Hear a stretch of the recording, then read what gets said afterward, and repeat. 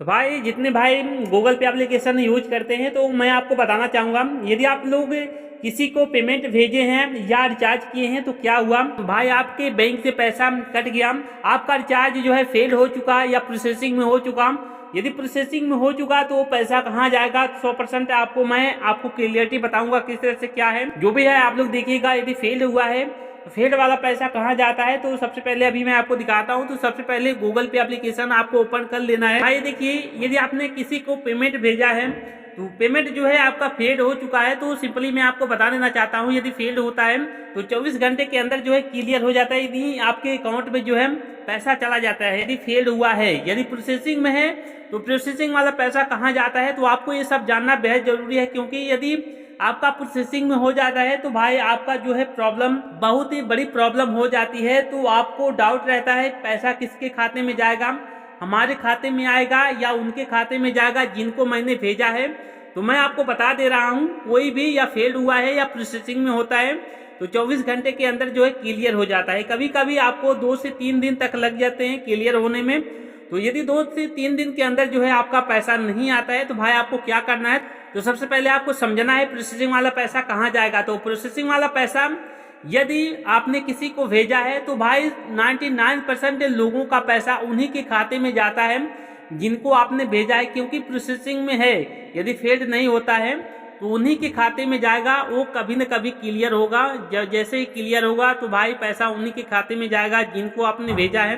तो जिस तरह से मैं आपको बता रहा हूँ तो भाई आपको समझना जरूरी है, क्योंकि बहुत सारे लोग कंफ्यूजन में हो जाते हैं। तो भाई यदि आप कहीं जो है पेमेंट किए और आपका पैसा आपके बैंक से कट गया और जो है प्रोसेसिंग में आपका हो गया तो आपको क्या करना है, तो भाई आपको वेट करना है जब तक ये क्लियर नहीं होता है। जैसे ही क्लियर हो जाता है, डन हो जाता है या सक्सेसफुल होता है, तो सक्सेसफुल होता है या डन होता है तो पैसा उन्हीं के खाते में जाएगा जिनको आपने भेजा है। उनसे बता दीजिएगा कि भाई मेरा पैसा प्रोसेसिंग हो गया, मेरे अकाउंट से पैसा कट चुका है। तो सिंपली आपके ही अकाउंट में जाएगा, तो 99% आपके ही खाते में जाएगा। यदि पैसा जाता है तो आप लोग हमें जो है रिटर्न कर दीजिएगा। तो इतना आपको बता देना है।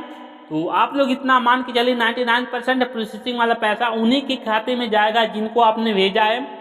यदि फेल्ड हुआ है तो फेल्ड वाला पैसा आपके खाते में जाएगा, या प्रोसेसिंग हो करके फेल्ड होता है तो यदि फेल्ड होता है तो पैसा आपके अकाउंट में आ जाएगा।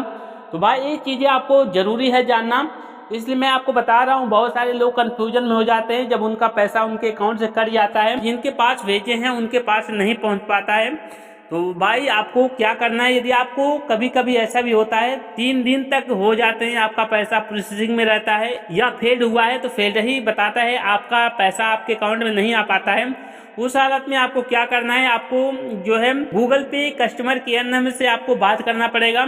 तो आप लोग बात करके जो भी प्रॉब्लम है बता करके जो अपना पैसा जो है मंगवा सकते हैं। तो सिंपली आपको बात करना पड़ेगा। यदि 3 दिन हो गए आपके पैसे जो है आपके अकाउंट में नहीं आए, 3 दिन हो चुके हैं, तो भाई आपको गूगल पे कस्टमर केयर नंबर से बात करना पड़ेगा, तभी जो है प्रॉब्लम सॉल्व होगी।